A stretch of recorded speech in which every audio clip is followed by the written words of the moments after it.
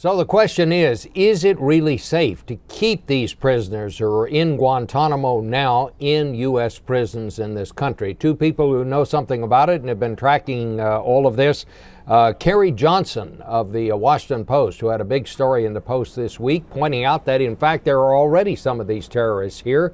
And Bob Orr of CBS News, who's with me here in the studio. Bob's been following this story from the very first.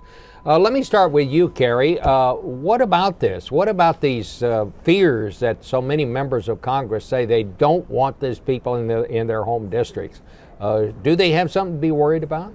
Well, Bob, what the debate on Capitol Hill has been ignoring all week is that we already have international terrorists locked up in some of the most secure U.S. prisons in the country, in Supermax, in Florence, Colorado, in Terre Haute, Indiana.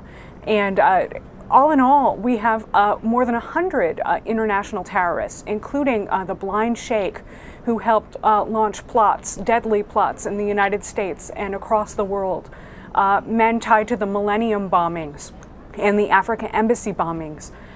All of these people have been in protective custody in the United States for several years now, and people on Capitol Hill have not really factored that into the equation on the political debate.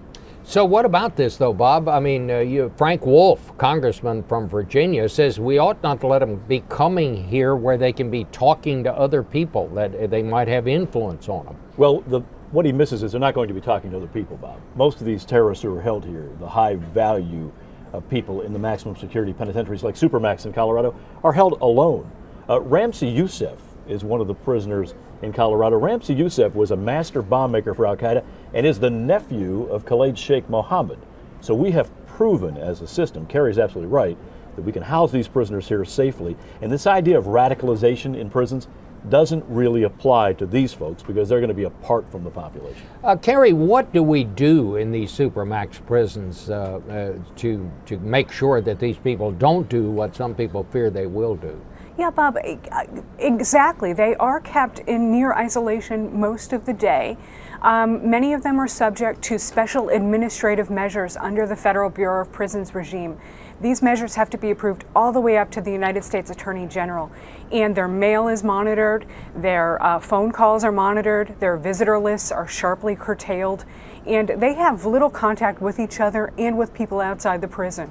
What some critics say is that, well, the nature of these people being housed in United States prisons means that perhaps some of their allies will come to the U.S. and hatch plots to try to spring them. But as President Obama said yesterday in his speech, no one has broken out of Supermax prison in history. Have we had incidents in the past, Bob, where these people caused trouble inside prisons or when they were on trial? We've had incidents where they've tried to act up at trial, where they've created quite a disturbance. Carrie Moussaoui, who was tried, as people might remember, in Virginia, very near Frank Wolf's district, he created quite a commotion in the courtroom.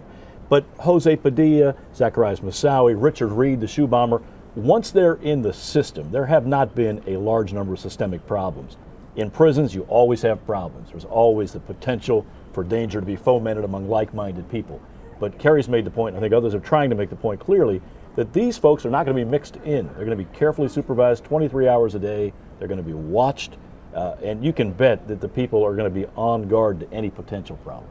The political part of it, though, Carrie, how do you see this shaking down? It seems to me that what has to happen here is the president is going to have to give a detailed plan of what he plans to do with these people and how he plans to close down Guantanamo before the Congress is going to let him do it. Do you think in the end Congress is going to go along with this?